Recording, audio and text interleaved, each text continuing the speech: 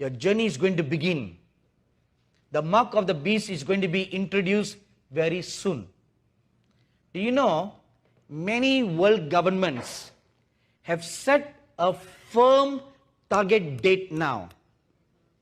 After 2020, the whole world will go cashless. So they have now set a firm target date, 2020. Many world governments have set a target date now that from the beginning of 2020 onwards, they'll all migrate towards a cashless society. So once after 2020, it's just a matter of time before the mark of the beast is introduced. Now, how far is 2020 from now? Just 1.5 years away. But that is just the base target date. Base target date. You still have a little hope till then. But that hope will not last long. Because soon after that, once cashless society is implemented worldwide, it's just a precursor to the introduction of the mark of the beast. That's just the next logical thing. Now, if you look at the world scene today, there is an economic war taking place everywhere. Right? President Trump makes a law. Now China hits back. And then the nations in the Middle East, they are hitting back. So one hits back at another, and it's becoming a global trade war, each wanting to protect their own interests. So in all the fight that's going to take place, so there will rise up one leader. Now nobody can solve the Middle East crisis. Nobody can solve it. Right? So who is going to solve the problem? The Antichrist will rise up to solve that problem. We are not very far. We are not very far. That is why the Lord's word came, your journey is going to begin. It's going to begin. So suppose 2020 is the right date. Let's suppose that. So you have 18 months to prepare now. 18 months to put your life right. 18 months to clean up your lives. What you have heard today, you have 18 months to put them all into practice and get ready to come to the starting block to run the next race, the next phase. Because in the next journey, you have more enemies to face.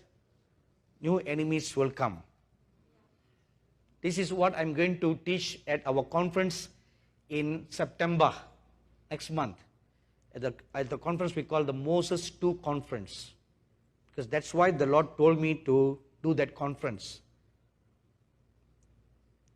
What they went through in the wilderness is what we are going to face in the last days. I'm sorry we could not give her the brochure for that conference because it's a 6-page brochure, but you can go to our website, jesusministries.org, and download that brochure and come and join our conference.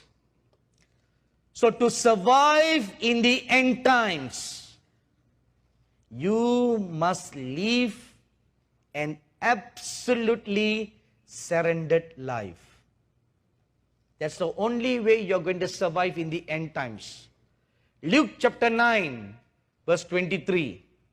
Then he said to them all, if anyone desires to come after me, let him deny himself, take up his cross daily, and follow me. This is your cue.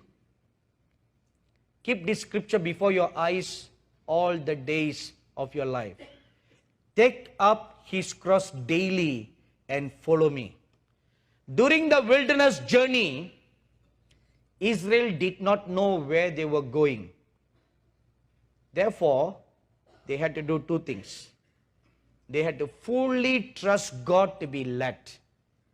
And they had to fully trust God to provide for them food and water. Now God has promised your bread and your water is for sure. In order to be led by the pillar of cloud by day and the pillar of fire by night. But the difference is this, Now, instead of a physical pillar that went before them, you have that same pillar within you. It's within you now. And it will guide you. When you live this surrendered life, totally yielded, then you will begin to learn to hear God speaking from within you. The Spirit of Christ is within you. He will speak to you. You can see the Lord Jesus Christ. He desires to show himself to you